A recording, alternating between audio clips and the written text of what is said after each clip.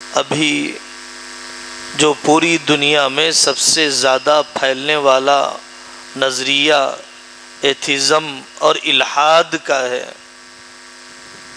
کچھ دن پہلے new York کے ایک دوست آئے تھے، وہ آ کر بتلانے لگے کہ امریکہ کے ایک ایک اسکول میں ایک ایک بچے کے پاس جا کر ذہن بنایا جاتا ہے کہ اللہ کی ضرورت کیسے ہے، بیج ڈال دیتے ہیں درخت اگ جاتا ہے، اس میں اللہ کہاں سے آ گیا؟ مرد اور عورت ملتے ہیں، بچے کی ولادت ہو جاتی ہے، اس میں اللہ کہاں سے آ گیا؟ توحید اور وجود باری، اللہ کا موجود ہونا، اتنے واضح عقیدے کے بارے میں دنیا کو شک میں ڈالا جا رہا ہے، بے لگام بنانے کے لیے، ہوس پرست بنانے کے لیے۔ تو اس لیے اس وقت نسلوں کو الحاد اور خدا بیزاری سے بچانا بہت بڑی ضرورت ہے۔ تو انشاءاللہ اس سلسلے میں گفتگو کی جائے گی، اس کے بعد اشراق کی نماز اور ناشتہ، اور پھر جلدی سے فارغ ہو کر مولانا عبدالقوی صاحب 8:30 بجے یہاں پر موجود رہیں گے۔ اہم نشست ہے، شیعیت کسے کہا جاتا ہے؟ اہل قرآن اور حدیث کے انکار کرنے والے۔ پہلے بوڑھوں نے سوچا بھی نہیں تھا کہ ایسے فرقے اور ایسی گمراہیاں بھی پیدا ہو سکتی ہیں جو حدیث کی حجیت اور اس کے سچے ہونے کا انکار کر دے، حدیث کی ضرورت کا انکار کر دے، اور پھر اسی طریقے سے فقہ کا انکار، چاروں اماموں پر کیے جانے والے اعتراضات، پورے فقہ کے مواد پر بے اعتمادی۔ ہم جو 1100 سال سے 1200 سال سے فقہ حنفی کی اتباع کرتے ہیں، ان کا مذاق اڑانا، ان کو اس بارے میں شکوک و شبہات میں ڈال دینا، اس قسم کی محنتیں چلتی ہی رہتی ہیں، اور یہ یوٹیوب اور سوشل میڈیا کے زمانے میں بڑھ گئی ہیں۔ جب بھی بقرعید آتی ہے، قربانی کے 3 دن یا 4 دن، جب بھی بقرعید آتی ہے ایک بکرا پورے خاندان کی طرف سے کافی۔ جب بھی عید کا موسم آتا ہے، عورتوں کے لیے بھی عیدگاہ پر عید کی نماز۔ ہر تھوڑے دن میں ملک کے حالات، دنیا کے حالات کچھ بھی ہوں، لیکن یہ بے بنیاد اختلافی مسائل اہل حدیث کہلائے جانے والے نادان بھائی، نادان دشمن اٹھاتے ہی رہتے ہیں ان مسائل کو۔ اس سلسلے میں حضرت خاص بات کریں گے، امید ہے کہ ہم پوری توجہ اور اہمیت سے سنیں گے۔ الحمدللہ رب العالمین، والصلاة والسلام علی سید الانبیاء والمرسلین، اما بعد، فاعوذ باللہ من الشیطان الرجیم، بسم اللہ الرحمن الرحیم۔ ام خلقوا من غیر شیء ام هم الخالقون، صدق اللہ العظیم۔ معزز سامعین، بزرگوں اور دوستو، جس دور سے ہم گزر رہے ہیں، جس زمانے سے ہم گزر رہے ہیں، فتنوں کا، آزمائشوں کا انتہائی خطرناک دور ہے۔ عجیب و غریب فتنے دیکھنے میں آ رہے ہیں۔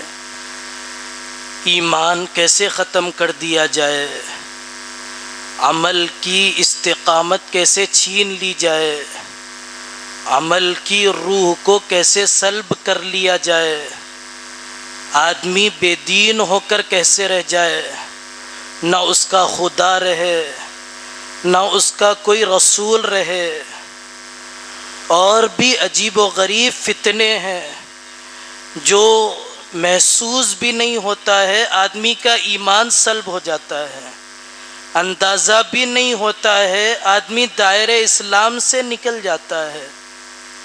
ایسا محسوس ہوتا ہے یہ وہ دور ہے جس کے بارے میں حضرت رسول اللہ صلی اللہ علیہ وسلم نے فرمایا تھا، بادروا بالاعمال فتنا كقطع الليل المظلم يصبح الرجل مؤمنا ويمسي كافرا ويمسي مؤمنا ويصبح كافرا يبيع دينه بعرض من الدنيا۔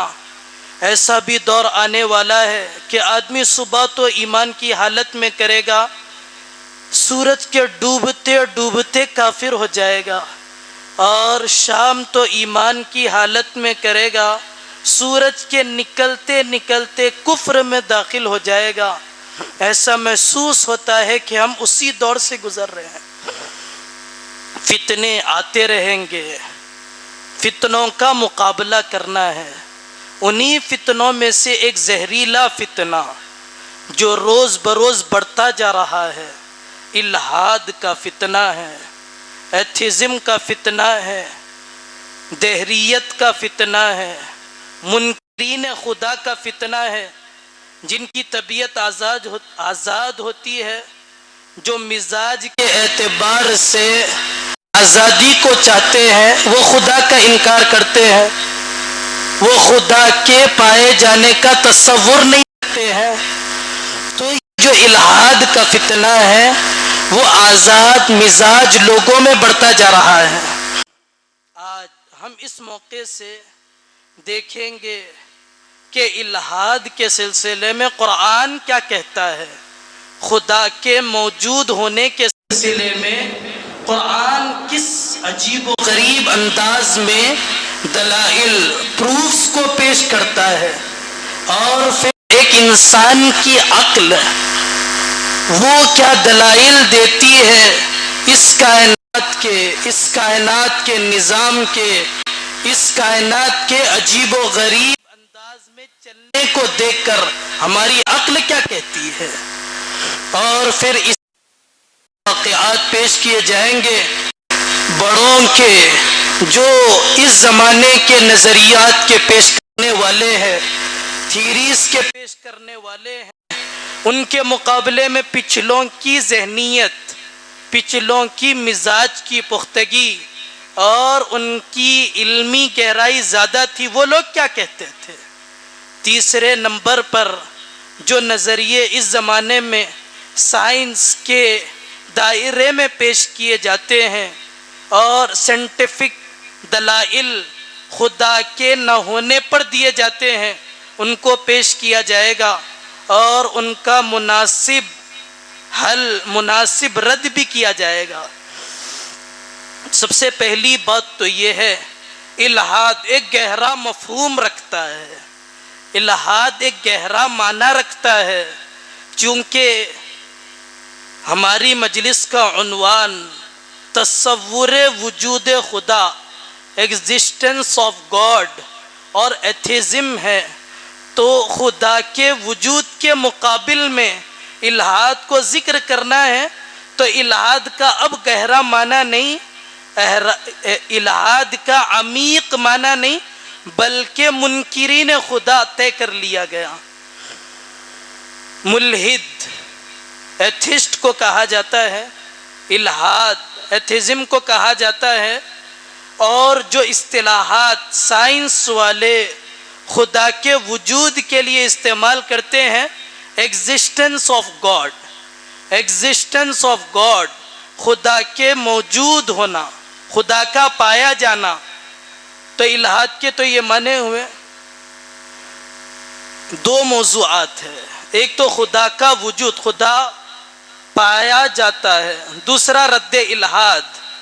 دو موضوعات ہونے کی وجہ سے یہاں پر نقلی دلائل بھی دیے جائیں گے اور عقلی دلائل بھی دیے جائیں گے۔ قرآن و حدیث کی روشنی میں خدا کے وجود کو ثابت کیا جائے گا اور عقلی انداز میں بھی ثابت کیا جائے گا۔ ایک سوال ہو سکتا ہے، ملحد جو خدا کا انکار کرتا ہے وہ تو خدا کو نہیں مانتا، اس کے سامنے قرآن کے دلائل دینے کا کیا فائدہ؟ وہ خدا کو تسلیم ہی نہیں کرتا، تو تو اس کے سامنے خدا قرآن کے دلائل کیا اہمیت رکھتے ہیں؟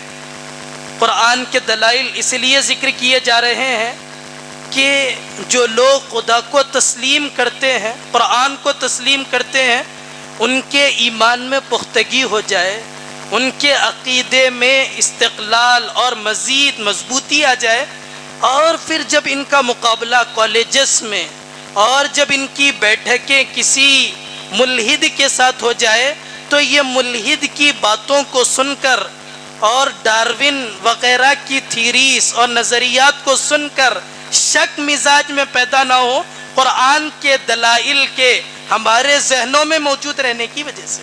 اسی لیے قرآن کے دلائل دیے جا رہے ہیں۔ قرآن کے دلیل دینے کا انداز آپ پڑھیں گے شاہ ولی اللہ محدث دہلوی رحمۃ اللہ علیہ کی وہ کتاب جو انہوں نے قرآن کے خلاصے کے طور پر لکھی ہے اور الفوز الکبیر کے نام سے نصاب میں مدارس میں پڑھائی جاتی ہے، وہاں پر انہوں نے دلائل کے انداز ذکر کیے ہیں۔ پورے تو میں ذکر نہیں کروں گا، لیکن جو دو انداز ہیں، ایک تو یہ کہ خدا خود کہتے ہیں کہ میں پیدا کرنے والا ہوں، میں کائنات کو وجود بخشنے والا ہوں اور کائنات کے نظام کو چلانے والا ہوں۔ دوسرا جو اللہ رب العزت کا طریقہ ہے وہ فطری اور نیچرل ہے، فطری اور نیچرل ہے۔ جیسے آدمی چیزوں کو دیکھ کر علم کو، نالج کو حاصل کرتا ہے، ویسا بھی طریقہ اللہ رب العزت قرآن میں اپناتے ہیں۔ یہ نیچرل طریقے کے ذریعے آدمی کہیں بھٹک نہ جائے، اس طریقے کو اپنا کر راہ حق پر اور حق کی تلاش میں حق تک پہنچنے والا بن جائے۔ پہلا طریقہ اللہ جو خود کہتے ہیں اور استدلال کے طور پر پیش کرتے ہیں، اس سے متعلق آیتیں ذکر کی جاتی ہے۔ اللہ رب العزت فرماتے ہیں انی انا اللہ، انی انا اللہ لا الہ الا انا فاعبدنی، میں ہی اللہ ہوں، میرے علاوہ کوئی معبود نہیں ہے، میری ہی عبادت کرو۔ معبود ہونا، خدا ہونا، یہ اسی وقت کہا جاتا ہے جب دنیا میں خدا ہو۔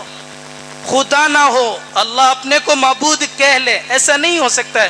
میں استدلال کو کیسے ہم اس آیت سے سمجھیں گے کہ خدا موجود ہے، اس کو سمجھانا چاہتا ہوں۔ انی ان اللہ، میں ہی اللہ ہوں، میری ہی عبادت کرو۔ دوسری آیت ہے یا قوم کہ اے بندو اللہ کی عبادت کرو، اعبد اللہ، اللہ کی عبادت کرو، ان کے علاوہ کوئی معبود نہیں ہے، ان کے علاوہ کوئی خدا نہیں ہے۔ تیسری آیت ہے اللہ رب العزت فرماتے ہیں، سوال کرتے ہیں، کتنا عجیب و غریب سوال ہے، سوال سے بھی آدمی کو علم حاصل ہوتا ہے۔ ام خلقوا من غیر شیء ام هم الخالقون، پوچھو تو صحیح ان سے کہ وہ خود پیدا ہو گئے، پوچھو تو صحیح ان سے کہ وہ خود پیدا ہو گئے یا ان کا کوئی پیدا کرنے والا ہے۔ ام خلقوا من غیر شیء ام هم الخالقون، یا وہ خود کے پیدا کرنے والے ہیں۔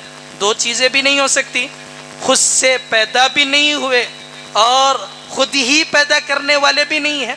ہاتھ ٹوٹ جاتا ہے، خود بنا نہیں سکتے، آنکھ کی بینائی ختم ہو جاتی ہے، واپس لوٹا نہیں سکتے، کیا پوری شخصیت، کیا پورے ڈھانچے کو ہم تیار کر لیں گے؟ ہماری عاجزی اتنی ہے کہ ہم خود کا علاج، خود میں پائی جانے والی کوتاہیوں کا ازالہ نہیں کر سکتے، کیا ہم خود کی شخصیت کو بنا سکتے ہیں؟ جب خود کی شخصیت کو بنا نہیں سکتے تو کوئی ضرور اس شخصیت کو بنانے والا ہے، اسی کو ہم خدا کہتے ہیں۔ میں نے کہا تھا کہ دو طرح کے دلائل پیش کیے جائیں گے۔ دوسرے دلائل جو نیچرل ہے، اللہ رب العزت کائنات کی ایک ایک چیز کو، کائنات کی عمدگی کو، کائنات میں، یونیورس میں پائی جانے والی چیزوں کو قرآن میں ذکر کر کر اس کے آگے عقل مندوں کو مخاطب کر کر کہتے ہیں افلا تتفکرون، افلا تتدبرون، افلا تعقلون، کیا تم سمجھتے نہیں؟ کیا تم غور و فکر نہیں کرتے؟ کیا تم تدبر نہیں کرتے؟ میں چند آیتیں اس سے متعلق بھی پیش کرتا ہوں. اللہ رب العزت فرماتے ہیں ان اللہ فالق الحب والنوا یخرج الحی من المیت ومخرج المیت من الحی. آدمی دیکھتا ہے کہ کسان کھیت میں جاتا ہے، بیج کو بوتا ہے، پانی کو زمین پر پہنچا دیتا ہے، اور پھر ٹنوں اور کئی کلو مٹی کے تلے جو بیج، جو گٹلی پڑی ہوئی ہے، کیسے اس سے درخت، کیسے اس کے بعد پھل لگنے شروع ہو جاتے ہیں. اللہ پاک فرماتے ہیں ان اللہ، بلا شبہ اللہ ہی ہے جو زمین کے اندر گٹلی، زمین کے اندر بیج ہے، اس کو پھاڑتے ہیں اور درخت کو تناور اور لہلہاتا ہوا کھڑا کرتے ہیں. کوئی اس کا انکار نہیں کر سکتا ہے.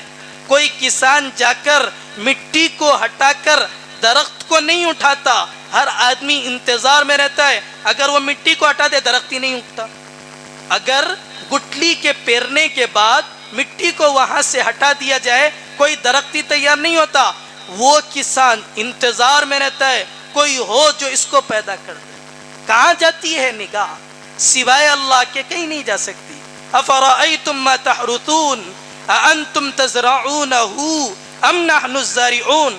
بتاؤ تو صحیح جو بیج تم زمین میں بوتے ہو اس کے اگانے والے تم ہو یا اس کے اگانے والے ہم ہیں؟ سوال ہے، سوال کا جواب دینا ہے. آپ سوال یہ نہیں دے سکتے کہ ہم اگانے والے ہیں. کوئی کسان بیٹھ کر اگا کر بتائے. لازمی طور پر آپ کو جواب دینا ہے کہ اللہ ہی اس کو اگاتا ہے. اور ایک آیت ہے اللہ رب العزت فرماتے ہیں بدیع السماوات والارض انا یکون له ولد ولم تکن له صاحبہ وخلق كل شیء وخلق كل شیء. اللہ رب العزت فرماتے ہیں کہ آسمان کو بھی اللہ نے بنایا، زمین کو بھی اللہ نے بنایا اور انوکھے انداز میں بنایا. انسان کی جو مصنوعات ہے، انسان کے جو مینوفیکچرر چیزیں ہیں، وہ کسی چیز کو دیکھ کر نمونہ سامنے رکھ کر تیار کرتا ہے. اللہ نے اپنے لیے ایک لفظ استعمال کیا بدیع السماوات، بدیع السماوات، کہ وہ بغیر کسی نمونے کے بناتا ہے. اس نے آسمان کو بنایا، زمین کو بنایا، اور آگے اللہ رب العزت فرماتے وَخَلَقَ كُلَّ شَيْءٍ، ہر چیز کو اسی نے بنایا. آگے چل کر آپ کے سامنے بات آئے گی کہ ایٹم کے ذریعے دنیا وجود میں آ گئی، نقطے کے ذریعے دنیا وجود میں آ گئی. سوال یہی ہوگا آگے چل کے کہ نقطے کے پیدا کرنے والے کون ہیں؟ آپ کو اس آیت کی طرف جانا پڑے گا. وَخَلَقَ كُلَّ شَيْءٍ، ہر چیز کے پیدا کرنے والے اللہ ہیں. تیسری آیت ہے آدمی اپنی خلقت پر غور کرے، اپنی پیدائش پر غور کرے، جسم میں ہونے والی تبدیلیوں پر غور کرے. بچپن کا زمانہ، جوانی کا زمانہ، بڑھاپے کا زمانہ، طاقتیں ایک جیسی نہیں رہتی، دیکھنے کی صلاحیتیں ایک جیسی نہیں رہتی، جوانی کی قوتیں بڑھاپے میں باقی نہیں رہتی. اللہ رب العزت فرماتے ہیں وَمَن نُعَمِّرْهُ نُنَكِّسْهُ فِي الْخَلْقِ. اگر آپ کے بس میں ہوتا تو طاقت کو بچا کر بتا دو، جو جوانی میں قوتیں تھی وہ بڑھاپے میں رکھ کر بتا دو. اللہ کہتے ہیں ہم ہی جب بڑھاپا آتا ہے تو ہڈیوں میں طاقت کو کمزور کر دیتے ہیں. وَمَن نُعَمِّرْهُ، جسے ہم عمر دیتے ہیں، نُنَكِّسْهُ فِي الْخَلْقِ. اور ایک جگہ پر اللہ رب العزت فرماتے ہیں فَلْيَنظُرِ الْإِنسَانُ إِلَىٰ طَعَامِهِ أَنَّا صَبَبْنَا الْمَاءَ صَبًّا ثُمَّ شَقَقْنَا الْأَرْضَ شَقًّا. کیسے ایک ایک مرحلہ کھیتی کے اگنے کا پیش آتا ہے، آگے بڑھتے جاتا ہے. آسمان سے بارش نہ ہو کھیتی کیسے اگے گی؟ اللہ زمین کو پھاڑ کر کومپل کو اور چھوٹے سے درخت کو نہ نکالے گے، وہ کیسے آگے بڑھے گا؟ اس طریقے کو اللہ رب العزت نے فرمایا. اور ایک جگہ پر سورہ ذاریات میں اللہ رب العزت ارشاد فرماتے ہیں وَفِي الْأَرْضِ آیَاتٌ لِّلْمُوقِنِينَ، زمین میں یقین رکھنے والوں کے لیے آیتن نہیں، آیات، کئی نشانیاں ہیں، کئی نشانیاں ہیں. وفی انفسکم افلا تبصرون، خود اپنی ذات میں بھی کئی نشانیاں ہیں، آدمی کو اس کا اندازہ نہیں ہے. آفاقی نشانیاں، انفسی نشانیاں، اپنی ذات میں اور اپنی ذات کے علاوہ کائنات میں خدا کے موجود ہونے پر بے شمار دلائل ہے. دلائل کی کمی نہیں ہے، سوچنے کی کمی ہے. دلائل کی کمی نہیں ہے، ہماری عقلیں ماری گئی، آزاد مزاج ہونا چاہتے ہیں، اسی لیے ہم کائنات میں غور کر کر اللہ تک پہنچنا نہیں چاہتے. یہ چند آیتیں ہیں جو آپ حضرات کے سامنے ذکر کی گئی. میں نے بتایا تھا کہ سب سے پہلے نقلی دلائل دیے جائیں گے، دوسرے نمبر پر عقلی دلائل. عقلی دلائل، اور جب بھی خدا کا وجود کسی آیت سے ثابت ہوگا تو ضرور الحاد کا رد ہوگا. خدا کا ثابت ہونا ہی الحاد کا رد ہے. منکرین خدا کا انکار کرتے ہیں. جب آیت سے خدا ثابت ہو رہا ہے تو خدا کا انکار کرنا کیسے باقی رہ سکتا ہے؟ تو اتنی آیتوں سے اگر خدا کا وجود ثابت ہو جاتا ہے تو اب ان کے پاس کوئی دلیل خدا کے انکار کی باقی نہیں رہتی. تو جتنی دلائل دی جا رہی ہے وہ سب رد الحاد کی دلیل بھی بن جاتی ہے. خدا کے وجود کی جتنی دلائل ذکر کی گئی ہے وہ ساری کی ساری دلائل الحاد کی رد کی بھی بن جاتی ہے. دوسرے نمبر پر عقلی دلائل. دھوکہ یہ ہوتا ہے کہ ہم عقل کو وہ درجہ دیتے ہیں جو نہیں دینا چاہیے.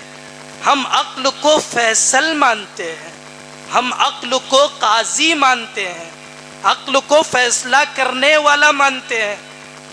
عقل فیصلہ کرنے والی ہے یا تمیز کرنے والی ہے؟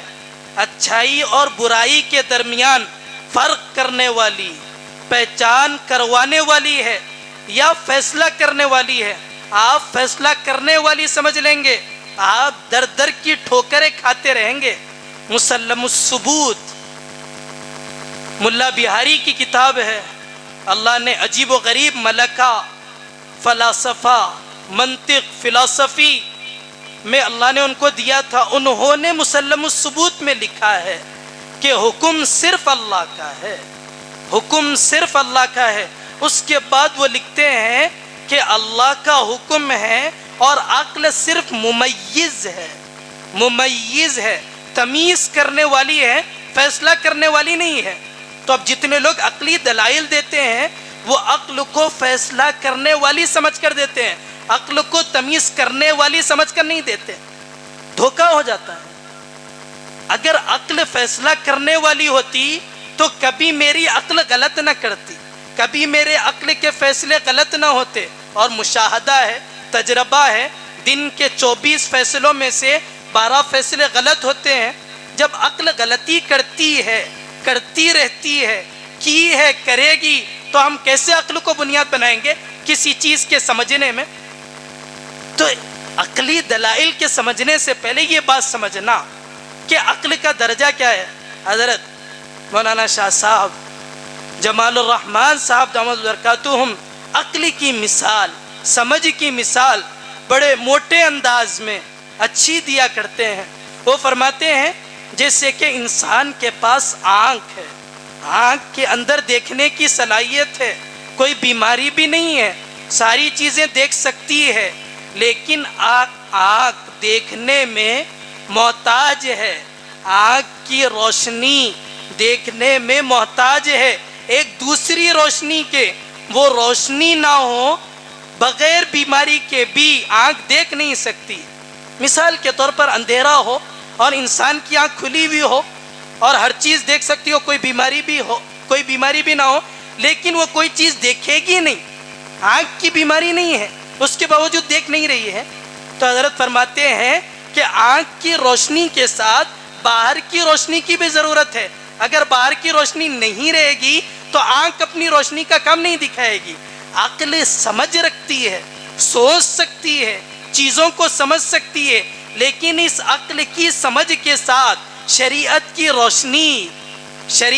روشنی اور دین کا فہم نہیں ملے گا تو عقل ٹھوکریں کھاتی رہے گی. تو سب سے پہلی بات عقلی دلائل کے سمجھنے سے پہلے ہمارے ذہن میں یہ رہنی چاہیے کہ عقل کا درجہ اور عقل کا لیول کیا ہے۔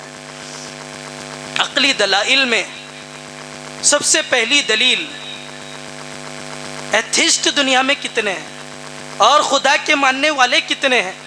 جتنے مذاہب ہیں وہ سارے کے سارے خدا کے ماننے والے ہیں، جتنے مذہبوں کے ماننے والے ہیں اتنے خدا کے ماننے والے ہیں۔ اور میں آگے چل کر بتاؤں گا کہ مذہبوں کے ماننے والے کتنے ہیں اور خدا کے منکرین ایتھسٹ کی تعداد کتنی ہے۔ جو مذہب کا ماننے والا ہے وہ خدا کا ماننے والا ہے، اور جو قرآن کا ماننے والا ہے وہ خدا کا ماننے والا ہے۔ قرآن کا انکار اتنی آسان چیز نہیں ہے، قرآن کا انکار اتنی آسان چیز نہیں ہے۔ آپ قرآن کی ایک آیت کو تسلیم کرتے ہیں، آپ خدا کو تسلیم کرتے ہیں، کیونکہ ایک آیت ہو یا پوری قرآن ہو وہ اللہ کے اتارے بغیر نہیں اتر سکتی۔ آپ کا ایک آیت کو تسلیم کرنا وہ خدا کو تسلیم کرنا ہے، آپ کا حدیثوں کو تسلیم کرنا وہ خدا کو تسلیم کرنا ہے۔ آپ حدیث کو مانیں، حضور کے حوالے سے مانیں گے، آپ حدیث کو مانیں گے تو حضور پر وحی اتر رہی ہے، وَمَا يَنْطِقُ عَنِ الْهَوَىٰ إِنْ هُوَ إِلَّا وَحْيٌ يُوحَىٰ، جو وہ بولتے ہیں اللہ بلواتے ہیں، وحی اترتی ہے۔ تو آپ حدیث کو مانیں گے تو خدا کو مانیں گے۔ دو دلائل۔ تیسری دلیل مشاہداتی، نیچرلی بھی آپ کہہ سکتے ہیں، تجرباتی بھی آپ کہہ سکتے ہیں۔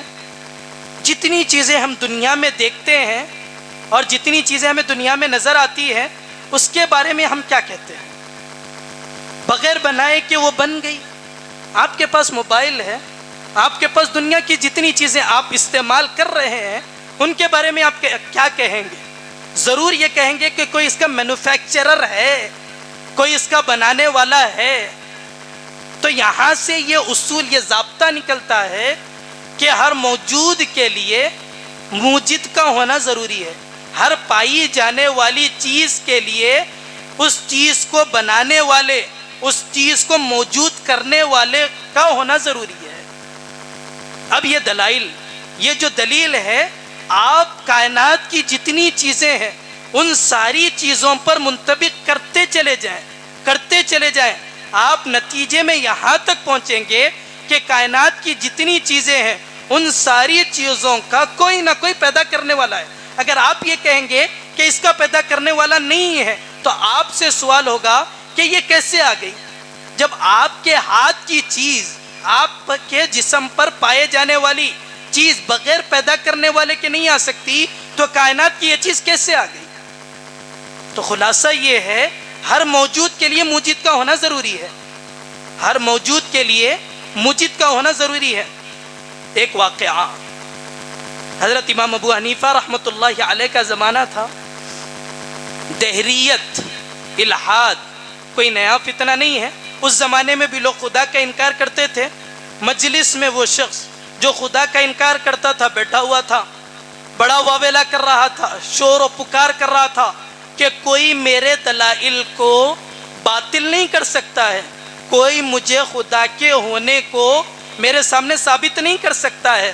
لوگوں نے امام ابو حنیفہ رحمۃ اللہ علیہ کو خط لکھا کہ یہ آدمی بڑا اترا رہا ہے، اس سے بڑا ناز ہے اپنے نظریے پر کہ خدا نہیں ہے، آپ اس کی تردید کر دیجیے، آ جائیے۔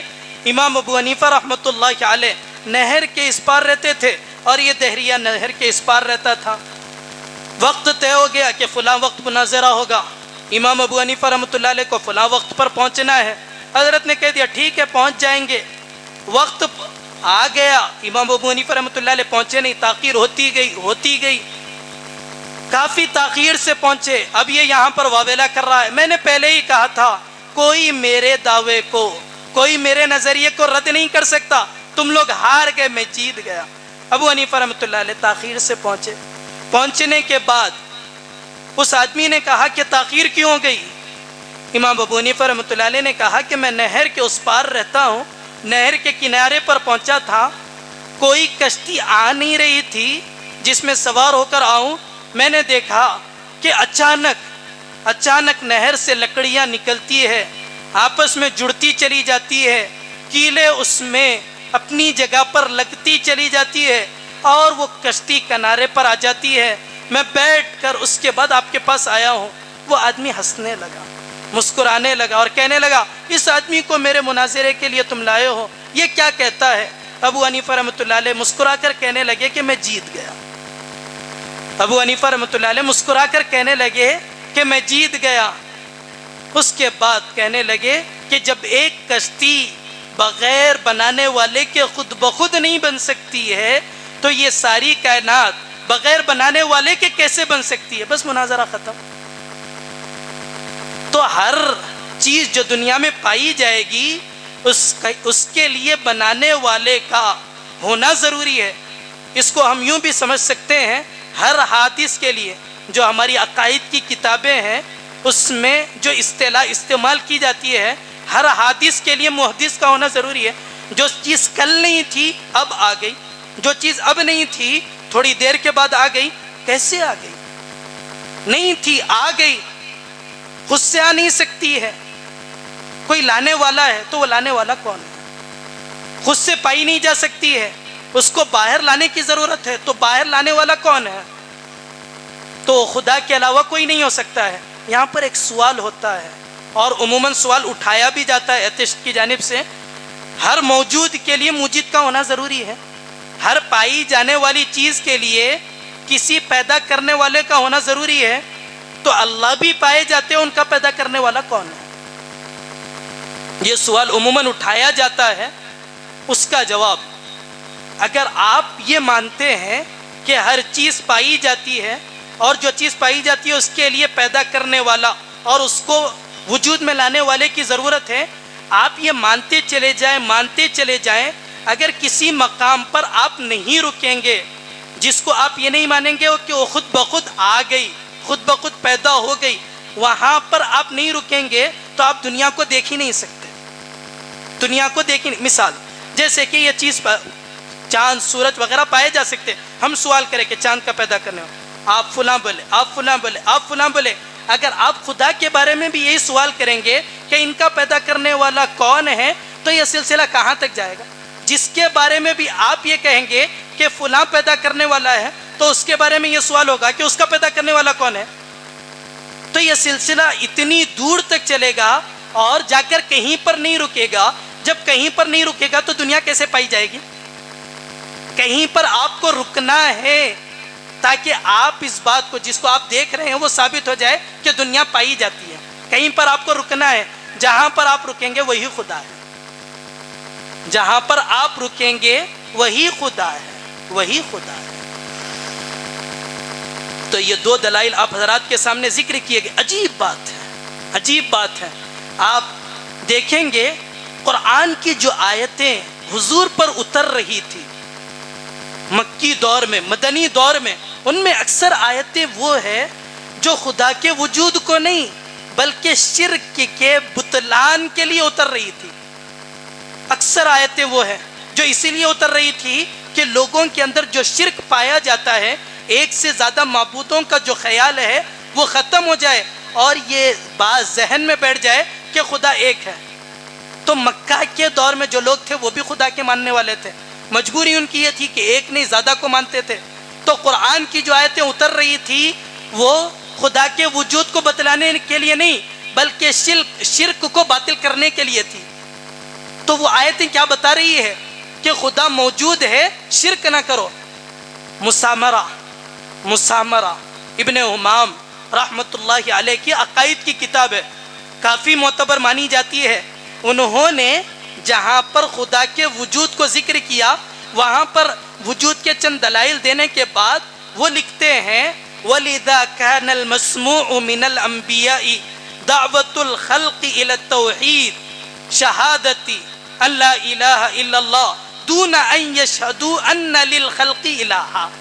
وہ فرماتے ہیں کہ انبیاء اکرام کی طرف سے جو دعوت ان کے جو اس زمانے میں لوگ تھے ان کی طرف جو دعوت دی گئی ہے وہ توحید کی تھی، اس بات کی دعوت نہیں تھی کہ خدا موجود ہے اس کو تسلیم کر لو، خدا موجود ہے اس کو تسلیم کر لو، یہ دعوت نہیں تھی، بلکہ دعوت یہ تھی کہ شرک نہ کرو، توحید پر آ جاؤ۔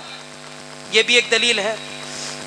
اس کے علاوہ ہم تو اپنی قرآن کو بتائیں گے، غیر جو گہرائی رکھتے ہیں سائنسی علوم میں، غیر جو گہرائی رکھتے ہیں نظریاتی اعتبار سے، انہیں فزکس میں، بیولوجی میں جو عمق اور گہرائی حاصل ہے وہ لوگ لکھتے ہیں۔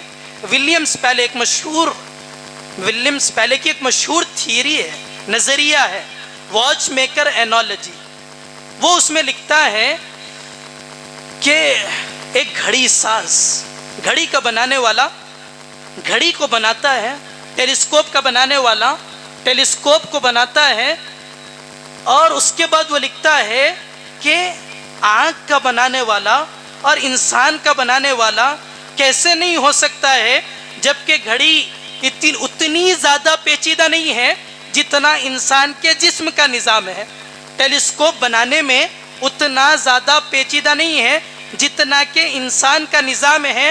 جب ٹیلیسکوپ اور گھڑی بغیر بنانے والے کے نہیں بن سکتی، تو یہ کائنات اور انسان کیسے بغیر بنانے والے کے بن سکتے ہیں؟ یہ میں اپنی زبانی نہیں کہہ رہا ہوں، ایک آدمی جس کی کئی تھیریز ہے وہ اپنی ایک تھیری میں اس کو نقل کرتا ہے، میں اس کو آپ کے سامنے نقل کر رہا ہوں۔ عقل کی بھی ضرورت نہیں ہے خدا کو تسلیم کرنے کے لیے۔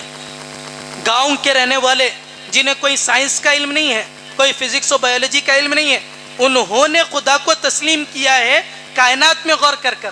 ایک گاؤں کا رہنے والا تھا، اس سے پوچھا گیا کہ تم اللہ کے وجود کو مانتے ہو؟ تو اس نے کہا ہاں میں اللہ کے وجود کو مانتا ہوں۔ سوال کیا گیا کیسے مانتے ہو؟ تو اس نے دلائل دینے شروع کیے۔ گاؤں کا رہنے والا دلائل دینا شروع کر رہا ہے۔ وہ کہتا ہے ان البعرۃ تدل علی البعیر، مینگنی جب گری رہتی ہے تو مینگنی دلالت کرتی ہے کہ یہاں پر سے مینگنی کرنے والا جانور گزرا ہے۔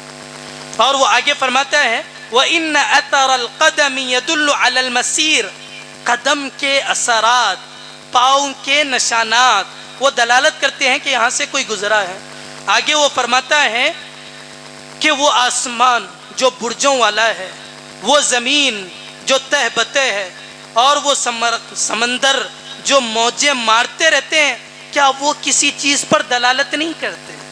گاؤں کا رہنے والا کہہ رہا ہے جسے کوئی سائنس کا نالج نہیں ہے، کوئی سائنس کا نالج نہیں ہے، کسی مدرسے میں پڑھا ہوا نہیں ہے، وہ یہ کہہ رہا ہے کہ یہ ساری چیزیں جب گزرنے والے کو قدم بتا سکتے ہیں، مینگنی جانور کو بتا سکتی ہے، تو یہ آسمان، یہ زمین، یہ سمندر کسی اور کو بتا نہیں سکتے۔ آگے وہ کہتا ہے فَيَا عَجَبًا كَيْفَ يَعْصِي الْإِلَهَ أَمْ كَيْفَ يَجْحَدُهُ الْجَاحِدُ وَفِي كُلِّ شَيْءٍ لَهُ آيَةٌ، کیسے معبود کا انکار کرو گے، کیسے معبود کا اور نافرمانی کرو گے، ہر چیز میں اس کی نشانی ہے، تدل علی انہ واحد، کہ وہ ایک ہے، کہ وہ ایک ہے۔ مولانا وحید الزمان صاحب وہ اپنی کتاب مذہب اور جدید چیلنج میں لکھتے ہیں کہ جیسے میں نے اوپر ذکر کیا تھا، ٹیلیسکوپ وغیرہ کا نظام اتنا پیچیدہ نہیں ہے جتنا انسان کے دماغ کی رگوں کا، انسان کے نروس سسٹم کا نظام ہے۔ جتنا وہ پیچیدہ ہے اتنا ٹیلیسکوپ کا نظام بھی پیچیدہ نہیں ہے۔ تم کیوں ٹیلیسکوپ کے بنانے والے کا انکار نہیں کرتے، اور کیسے تم کائنات کے بنانے والے کا انکار کر سکتے ہو؟ جیسے اوپر دلیل دی گئی تھی اسی طرح کی دلیل انہوں نے بیان کی۔ میں نے کہا تھا کہ عقلی دلائل کے ضمن میں چند بڑے لوگ جو ذہین تھے، گہرا علم رکھتے تھے، ان کے واقعات بھی ذکر کیا جائیں گے کہ وہ خدا کو کیسے تسلیم کرتے تھے۔ امام شافعی رحمۃ اللہ علیہ، ان سے پوچھا گیا کہ آپ خدا کو، اللہ کے پائے جانے کو کیسے مانتے ہیں؟ انہوں نے شہتوت کے پتے کی مثال دی، شہتوت کے پتے کی مثال۔ اور انہوں نے جو سائنس کے ماہرین تھے وہ کہتے ہیں کہ ہر چیز کی ایک طبیعت ہے، جیسے آگ کا کام جلانا ہے، جیسے آگ کا کام وہ اس کی طبیعت ہے، وہ جلاتی ہے۔ تو امام شافعی رحمۃ اللہ علیہ نے جو طبیعیین یعنی ماہر طبیعیات تھے ان سے پوچھا کہ شہتوت کے پتے کی ایک ہی طبیعت ہے یا کئی طبیعتیں ہیں؟ اگر ایک ہی طبیعت ہے، اگر شہتوت کے پتے کو ریشم کا کیڑا کھاتا ہے تو ریشم نکلتا ہے، اور بکری کھاتی ہے تو مینگنی بن کر وہ نکلتا ہے۔ اگر طبیعت ایک ہی ہے تو یہ چیزیں کیسے تبدیل ہو رہی ہے؟ طبیعت ایک ہی تھی تو یا تو ریشم کا کیڑا ہی بننا تھا چاہے کوئی بھی جانور کھائے، چاہے مینگنی بننا تھا چاہے کوئی بھی جانور کھائے۔ جب طبیعت ایک رہتے ہوئے چیزیں مختلف ہو رہی ہے تو ضرور طبیعت ایک رہتے ہوئے کوئی ان کو بدلانے والا ہے، اسی بدلانے والے کا نام خدا ہے۔ امام شافعی رحمۃ اللہ علیہ فرمایا کرتے تھے۔ اس کے بعد میں نے کہا تھا کہ تیسرے نمبر پر ان حضرات کے نظریات اور تھیریز پیش کی جائیں گے جو سائنس کی روشنی میں خدا کا انکار کرتے ہیں، جو سائنس کی روشنی میں ملحد بنے پھرتے ہیں۔ سائنس کے دو علوم ہیں، ایک فزکس ہے اور ایک بایولوجی ہے۔ فزکس ہے اور بایولوجی ہے، یہ دو علوم اسی لیے کہہ رہا ہوں کہ ان کے نتیجے میں نظریے تھیریز وجود میں آئی۔ کیمسٹری کے نتیجے میں کوئی تھیری وجود میں نہیں آئی، تو جن تھیریز کے نتیجے میں، جن علوم کے نتیجے میں تھیریز وجود میں آئی وہ دو طرح کی ہے، ایک فزکس ہے ایک بایولوجی ہے۔ فزکس کے نتیجے میں لوگ تحقیق کرتے کرتے یہاں تک پہنچے کہ دنیا ایٹم سے وجود میں آئی ہے۔ ایک ذرہ تھا اور ساری تفصیلات لکھی ہوئی ہے، کتابیں بھی آپ پڑھ سکتے ہیں۔ ذرہ تھا، انتہائی چھوٹا تھا، اس کا ڈائیمیٹر اتنا تھا، اس میں ہزاروں اختلاف کہ ڈائیمیٹر کتنا تھا، اس میں گرماہٹ تھی، اچانک وہ پھیلنا شروع ہو گیا جس کے نتیجے میں دنیا وجود میں آ گئی۔ یہ ان کا نظریہ ہے، یہ ان کا خیال ہے کہ ذرے سے دنیا وجود میں آئی۔ ذرے میں دھماکہ ہوا، گرماہٹ اس میں تھی، وہ پھیلتا چلا گیا، کائنات اس کے نتیجے میں وجود میں آ گئی۔ عمومی رد دونوں نظریات کا، سائنس کے نتیجے میں جو نظریات وجود میں آئے اس کا عمومی رد تو آگے کیا جائے گا، اصولی بات ذکر کر دی جائے گی۔ اس سے پہلے یہ جو نظریہ آپ کے سامنے آیا جسے بگ بینگ نظریہ، بگ بینگ تھیری کہتے ہیں، جسے انگلش والے کیا کہتے ہیں، بگ بینگ تھیری کہتے ہیں، اس کا مناسب رد، ایک اصولی بات آپ ذہن میں رکھ لیجئے کہ سائنس کی جتنی تحقیقات ہے، جتنے ریسرچ ہے، جس درجے تک سائنس پہنچی ہے، سائنس جس درجے تک پہنچی ہے وہ آج تک صرف اس بات کا سوال دیتی ہے یہ کیسے ہوتا ہے۔ وہ اس بات کا سوال آج تک کی اور خدا کے علاوہ کوئی دے بھی نہیں سکتا ہے وہ کیوں ہوتا ہے۔ ٹھیک ہے صاحب، ذرے سے کائنات وجود میں آئی، ذرہ تھا، گرماہٹ تھی، پھیلنا شروع ہو گیا، کائنات بن گئی۔ آپ کیسا ہوا بتا رہے ہیں، کیوں ہوا آپ نہیں بتا سکتے، کیوں ہوا آپ نہیں بتا سکتے۔ تو سائنس جتنی حد تک بھی وہ تحقیق کرے گی وہ ہاؤ کا جواب دے سکتی ہے، وائی کا جواب نہیں دے سکتی، وہ کیسا کا جواب دے سکتی ہے، کیوں کا جواب نہیں دے سکتی۔ مذہب اور جدید چیلنج میں حضرت نے ذکر فرمایا کہ رگوں میں جو خون دوڑ رہا ہے پہلے کہاں جاتا ہے، پھر دل کے پاس پہنچتا ہے، پھر کہاں پہنچتا ہے۔ سائنس پوری تحقیق کر چکی ہے، دوائی بنا رہی ہے کہ کیسے اس نظام کو قابو میں لایا جا سکے۔ تو یہ ساری تفصیلات کیسے کا جواب ہے، کیوں کا جواب نہیں۔ ٹھیک ہے صاحب، خون کیوں دوڑ رہا ہے، یہاں سے خون دل تک کیوں پہنچتا ہے، اس کا جواب سائنس دے نہیں سکتی ہے۔ تو یہ ایک اصولی بات ہے۔ بگ بینگ کا جو نظریہ آپ حضرات کے سامنے پیش کیا گیا ہے غلط ہے، صحیح ہے، وہ الگ چیز ہے۔ بتا دیا گیا کہ سائنس کس کا جواب دیتی ہے، کس کا جواب نہیں دیتی ہے، سمجھ میں آ گیا کہ غلط ہے یا صحیح ہے۔ اسی سے متعلق مناظر حسن گیلانی رحمۃ اللہ علیہ، ان کی کتاب ہے الدین القیم، پڑھنے کی کتاب ہے۔ عقلی دلائل کی روشنی میں ایک ایک چیز کو ثابت انہوں نے کیا ہے، رسالت کو، توحید کو۔ وہ اس کتاب میں سائنس کی رسائی کو فرماتے ہیں، سائنس کی رسائی کو۔ خلاصہ یہ ہے کہ سائنس نہ قدرتی قوانین کو ایجاد کرتی ہے، ایجاد نہیں کرتی، اور نہ ان قوانین کی تمام کڑیوں کو سلجھاتی ہے۔ آپ سوال کریں گے آسمان کیسے بنا، جواب دے گا ایسا پھیلا، زمین کیسے بنی، ایسا پھیلا، کیوں، جواب نہیں دے سکتی۔ سائنس توجیہ کر سکتی ہے کیسے کی، سائنس توجیہ نہیں کر سکتی ہے کیوں کی۔ تو حضرت فرماتے ہیں کہ تمام کڑیوں کو سلجھا کر ہمارے سامنے پیش کر سکتی ہے، سائنس ایسا نہیں کر سکتی، بلکہ حوادث و واقعات کے محض ان حلقوں کو ترتیب سمجھ کر ہمیں بتانے کی کوشش کرتی ہے۔ خون ایسا دوڑ رہا ہے، رگوں کا نظام ایسے چل رہا ہے، بس یہ سائنس بتا سکتی ہے۔ وہ آگ میں جلانے کی صلاحیت پیدا نہیں کرتی، وہ یہ بتاتی ہے کہ آگ جلاتی ہے۔ حضرت فرماتے ہیں کہ سائنس آگ میں جلانے کی صلاحیت پیدا نہیں کرتی، بلکہ یہ بتاتی ہے کہ آگ جلاتی ہے۔ تاریخ کا آپ انکار نہیں کر سکتے، حضرت ابراہیم علیہ السلام کو آگ نہیں جلائی ہے. قرآن بھی تذکرہ کرتا ہے اور تاریخ بھی تذکرہ کرتا ہے. تاریخ کا آپ انکار کریں گے, آپ بگ بینگ کو کیوں مانتے ہیں؟ وہ بھی ایک تاریخی چیز ہے. آپ ڈاروین کے ایولیوشن کے نظریے کو کیوں مانتے؟ وہ بھی ایک تاریخی چیز ہے. تاریخ کا انکار کریں گے, ساری تاریخ پر زد آئے گی. حضرت ابراہیم علیہ السلام کے واقعے کو ماننا پڑے گا. جب ابراہیم علیہ السلام کے واقعے کو مانیں گے تو آپ یہ کہنے پر مجبور ہے کہ کائنات کا چلانے والا ہے, جب چاہے آگ میں جلانے کی طاقت کو پیدا کرتا ہے, جب چاہے نکال لیتا ہے. اگر خود طاقت رہتی ابراہیم علیہ السلام کو جلا دیتی. تو سمجھنے کی ضرورت ہے. اس کے بعد ہکسلے ایک ماہر ہے تھیریوں کو, وہ بھی پیش کرتا ہے سائنس کی اسی یعنی سائنس کی کوتاہی, کھوکھلاپن اور ایک جگہ پر جا کر عاجز ہونے کو وہ بتا کر تذکرہ کرتا ہے. وہ کسی چیز کی کامل توجیہ نہیں کر سکتی. سائنس حد تک پہنچ جائے, انتہا تک پہنچ جائے, ایسا نہیں ہو سکتا ہے. یہ انگریزی داں ہسکلے ہیں جو تھیریوں کا لکھنے والا ہے, ماہر مانا جاتا ہے, سائنسدان, سائنسی تحقیقات اس کی وہ لکھتا ہے کافی مطالعے کے بعد کہ سائنس ہر چیز کی توجیہ وجہ بیان نہیں کر سکتی ہے. اس کے سارے اسباب اول سے آخر تک بتائے نہیں جا سکتے, کیونکہ انسان کا اعلیٰ علم بھی توجیہ میں آغاز اشیاء کی جانب چند قدم سے آگے بڑھ نہ سکا. کائنات کی جتنی چیزیں ہیں ان چیزوں میں توجیہ کرتے کرتے کرتے کرتے آپ ایٹم تک پہنچے ہیں. ایٹم کے بعد آپ نہیں پہنچ سکتے. آپ کتنے ہی ذہین ہو لیکن اس کے آگے آپ پہنچ نہیں سکتے. میں نے کہا تھا کہ علم سائنس کے دو حصے ہیں, ایک فزکس ہے اور ایک بایولوجی ہے. فزکس کا نظریہ بگ بینگ کا آپ کے سامنے آ گیا اور اس کا کھوکھلا پن بھی ظاہر ہو گیا. موٹے الفاظ میں کیوں کا کیسے کا جواب ہے, کیوں کا جواب نہیں ہے. ایٹم کہاں سے آیا اس کا جواب نہیں ہے, ایٹم میں یہ تبدیلی ہی اس کا جواب ہے. ٹھیک ہے. دوسرا, بایولوجی کے نتیجے میں جو نظریہ وجود میں آیا وہ ایولیوشن تھیری ہے, نظریہ ارتقاء. یہ ڈاروین نامی شخص تھا, میں آگے بتاؤں گا. لوگوں کو کوتاہی ہے, ڈاروین منکر خدا تھا, خدا کا انکار تھا, اس نے یہ نظریے کو پیش کیا. حقیقت یہ نہیں ہے.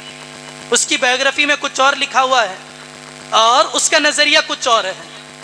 اس کا نظریہ یہ تھا کہ ایک چیز بدلتے بدلتے, ترقی ہوتے ہوتے ایک دوسری شکل میں پائی جاتی ہے. عموماً کہا جاتا ہے کہ انسان بندروں کی بدلی ہوئی شکل ہے. انسان بندروں کی بدلی ہوئی شکل ہے. اس کے نظریے کے حساب سے اسے دی ایولیوشن تھیری کہا جاتا ہے. اس کی حقیقت کیا ہے, یہ کہاں تک درست ہے آپ جانیے. بیٹا, پوترا, پڑ پوترا, آپ سب کے ڈی این اے ٹیسٹ کرتے ہوئے چلے جائیے. جو نسل چلتی ہے ان میں ڈی این اے میں توافق, ان کے ڈی این اے میں یکسانیت پائی جاتی ہے جو نسل چلتی ہے. تو ڈاروین نے یہ جو نظریہ پیش کیا ہے اس کے حساب سے زمین پر رینگنے والے جانور اور ہوا میں اڑنے والے پرندوں کے درمیان ڈی این اے ٹیسٹ کیا گیا. کوئی مماثلت ہی نہیں ہے, کوئی تطبیق ہی نہیں ہے. ان کا ڈی این اے الگ ہے, ان کا ڈی این اے الگ ہے. جب آپ یہ کہتے ہیں کہ یہ ایک چیز دوسری چیز کی بدلی ہوئی شکل ہے تو آپ کو اڑنے والے پرندوں میں, رینگنے والے جانوروں کا ڈی این اے پایا جانا چاہیے تھا. جب نہیں پایا گیا تو بدلی ہوئی شکل نہیں ہے, وہ بدلی ہوئی شکل نہیں ہے.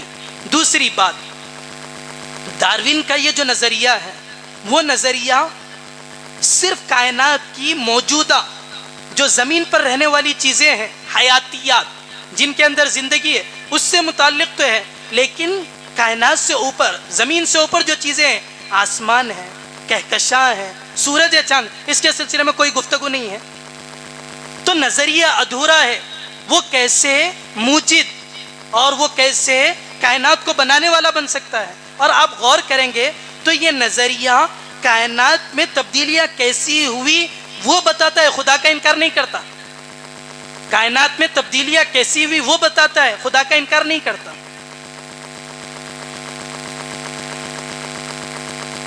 ڈاروین کے نظریے کو کتنوں نے مانا, ڈاروین کے نظریے کے خلاف کتنوں نے لکھا, آپ اس کو پڑھیے.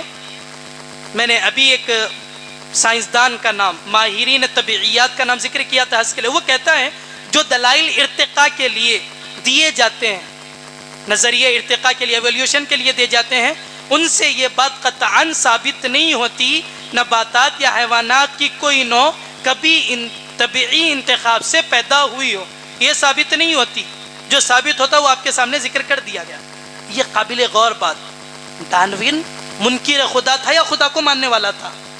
اس کی بایوگرافی سے متعلق ایک کتاب لکھی ہوئی ہے. یاسر ندیم صاحب، مفتی یاسر ندیم صاحب دامت برکاتہم نے اس بایوگرافی کا اردو ترجمہ کیا، جہاں پر وہ لکھتا ہے، میں اس کو سنانا چاہتا ہوں. وہ لکھتا ہے، اور ایک عجیب بات، اس کی بات آگے آئے گی، اور ایک عجیب بات کہ ڈارون خود خدا کا منکر نہیں تھا، وہ خود خدا کو مانتا تھا، لیکن لوگ اس کے نظریے کو پڑھ کر ملحد بن جاتے. عجیب بات ہے، ملحد ہونے کے نظریے کو وہ پیش نہیں کرتا، خدا کا انکار کر وہ پیش نہیں کرتا، پڑھ کر لوگ خدا کا انکار کر لیتے ہیں. کیسا عجیب و غریب سمجھ علم ہے، اندازہ نہیں ہوتا. ڈارون خود اپنی بایوگرافی میں ایک جگہ پر لکھتا ہے، خدا کے وجود پر ایمان کی ایک اور دلیل مجھے کہیں زیادہ وزنی معلوم ہوتی ہے، اور اس کا تعلق جذبات سے نہیں ہے.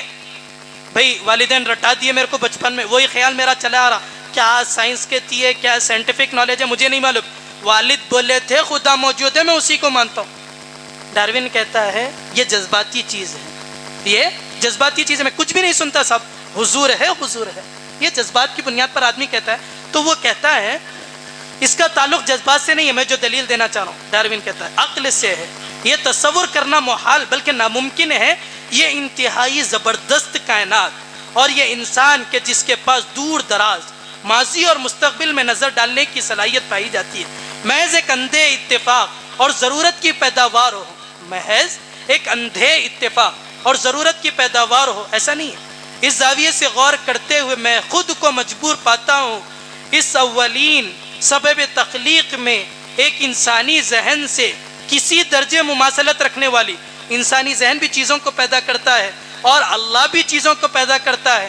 چیزوں کا انسانی اپنے ذہن سے جس چیزوں کو پیدا کرتا ہے، انسانی ذہن سے ایک اعلیٰ جنس ذہن ہے جو ذہن سے مماثلت رکھتا ہے. والی ذہانت کی موجودگی کو تسلیم کروں، اس طرح میں مستحق ہوں کہ میرا شمار بھی خدا پر یقین کرنے والوں میں ہو. ڈارون خود کہتا ہے کہ میرا شمار بھی خدا پر یقین کرنے والوں میں ہے. آخری جملہ، اس طرح میں مستحق ہوں کہ میرا شمار بھی خدا پر یقین رکھنے والوں میں سے کیا جائے. سوال یہ ہوتا کہ جب وہ نظریہ پیش کرتا ہے ارتقاء کا کہ دنیا کی چیزیں ایسی ترقی کرتی گئی، اور پھر اس کی یہ بات ہے کہ میں خدا کا ماننے والا ہوں، یقین کرنے والا ہوں، تو ان دو چیزوں میں، اس کے نظریے میں اور اس کی بات میں کوئی ٹکراؤ نہیں ہے. وہ خدا کو بھی مانتا ہے. خدا کو ماننے کے بعد کائنات کی جو چیزیں بنی ہیں، بننے کا طریقہ کار کیا ہے؟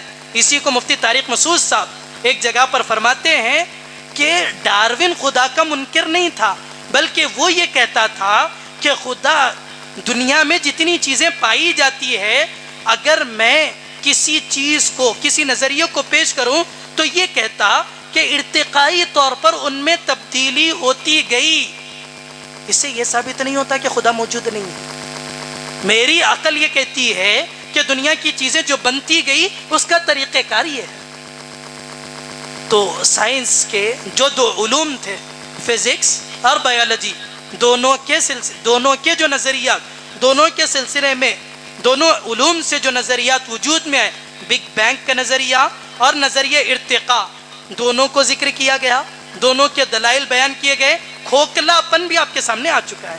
تیسری چیز، لوگ دنیا میں جتنی چیزیں پائی جاتی ہیں، خدا کا وجود ہو گیا، کائنات کو بنا دیا گیا، چلانے کا مسئلہ ہے. لوگ کہتے ہیں کہ لاس آف نیچر ہے، قوانین فطرت، سمندر سے پانی بخار بڑھ کر دھواں بن کر اڑتا ہے، بادل کی شکل بنتی ہے، برسنا شروع ہو جاتا ہے. نیچر چیز ہے، فطری چیز ہے. کوئی چلانے والا اور کوئی اس نظام کو سنبھالنے والا نہیں ہے، جسے وہ لوگ لاس آف نیچر کہتے ہیں. لاس آف نیچر کے سلسلے میں بھی وہی سوال ہوگا، کیا ضرورت پڑی تھی سمندر کو دھواں کی شکل میں بدلنے کی؟ کیا ضرورت پڑی تھی سمندر کو بخار کی شکل میں بدل کر بادل بنے اور برسے؟ کیسے کا جواب ہے، کیوں کا جواب نہیں ہے. کون بدلا رہا ہے اس پانی کو، بخار کی شکل کون دے رہا ہے، اور بادل بنا کر کون برسا رہا ہے؟ تو لاس آف نیچر والوں سے اسی کو کئی لوگوں نے ذکر کیا کہ لاس آف نیچر بھی اوریجن کا سوال نہیں دیتا، ہاؤ کا سوال دیتا. اوریجن، بنیاد کیا ہے، مبدا کیا ہے اس چیز کے اس طرح ہونے کا. اسٹیون ہاکنگ آئنسٹائن کے بعد ایک بڑا سائنسدان سمجھا جاتا ہے. اسٹیون ہاکنگ آئنسٹائن کے بعد ایک بڑا سائنسدان سمجھا جاتا ہے. وہ لکھتا ہے بلا شبہ ہاکنگ کی کتاب دا تھیوری آف ایوری تھنگ، ہر چیز کا نظریہ، یہ کیسے یہ کیسے یہ کیسے، اس کی کتاب ہے دا تھیوری آف ایوری تھنگ. اس میں اس نے ہر سوال کا جواب دیا ہے، سوالات کو خوبصورت طریقے سے اٹھایا ہے، ساتھ ہی سوال کو غیر متعلق قرار دیا ہے کہ قوانین فطرت کا مبدا، origin of laws of nature کیا ہے. کئی سوالات کا جواب دیا. جہاں پر لاس آف نیچر کا تذکرہ آیا وہاں پر وہ خاموش ہے اور جواب نہیں دے سکا. وہ اس بارے میں کچھ بات کرنے کو تیار نہیں ہے، بلکہ وہ کہتا ہے کہ اس کو کیلپر نے کہا، گیلیلیو نے کہا اور دیگر سائنسدانوں نے کہا. میں مانتا ہوں کہ وہ قوانین فطرت ہے، لیکن دل مطمئن نہیں ہوتا. چاہے آپ بگ بینگ کا نظریہ لے لیں، آخر میں جو بات آئی تھی اس کا خلاصہ، چاہے آپ نظریہ ارتقاء لے لیں، یہ کوئی خدا کے وجود کو بتاتے نہیں ہیں، کھوکھلاپن اپنے اندر رکھتے ہیں اور ادھوری بات کرتے ہیں، مکمل بات نہیں کرتے. آخر میں اگر ہم نیٹ پر سرچ کر دیکھیں کہ ملحدین کی پوری دنیا میں تعداد کتنی ہے اور اہل مذاہب کی پوری دنیا میں تعداد کتنی ہے. میں نے شروع میں کہا تھا مذہب ماننا ہی خدا کو ماننا ہے، مذہب کو تسلیم کرنا ہی خدا کو تسلیم کرنا ہے. ورلڈ پاپولیشن ریویو میں آپ پڑھیں گے تو وہاں پر لکھا ہوا ہے 85%، 85% لوگ خدا مذہب کو تسلیم کرتے ہیں. ایک بڑا طبقہ ہے مذہب کو تسلیم کرنے والا. آپ ایک کو اندھا کہہ سکتے ہیں، دو کو اندھا کہہ سکتے ہیں، ایک کو غلط کہہ سکتے ہیں، دو کو غلط کہہ سکتے ہیں. دنیا کی اتنی بڑی تعداد 85% کو غلط کہہ دیں، آپ کیسے ہو سکتا ہے؟ اور پھر آپ سرچ کریں گے آئیڈینٹی وتھ ریلیجن، اس میں لکھا ہے 85% طبقہ وہ ہے جو مذہب کو تسلیم کرتا ہے. اور اگر آپ ایتھسٹ کی تعداد دیکھیں گے کتنا فیصد ان کا ہے، صرف 7-8% ان کا نکلتا ہے، اس سے زیادہ نہیں ہے. دنیا میں خدا کے منکرین 7-8% ہے. چائنا میں ان کی تعداد زیادہ ہے، وہ بھی یہی دو نظریات یا کسی اور نظریات تو بہت ہے. بنیاد جن کو بنایا جاتا ہے، جن کو پیش کیا جاتا ہے، وہ آپ کے سامنے ذکر کر دی گئی. بہرحال جو عنوان دیا گیا تھا تصور وجود خدا، ایگزسٹنس آف گاڈ اور الہاد ایتھیزم کے سامنے آپ سن چکے ہیں. کیا نظریات ہے، کیا حقیقت ہے، کیا دلائل ہے.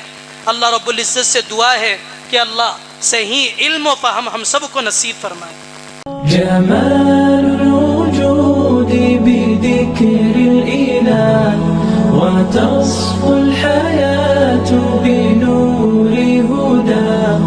جمال الوجود بذكر الإله وتصفو الحياة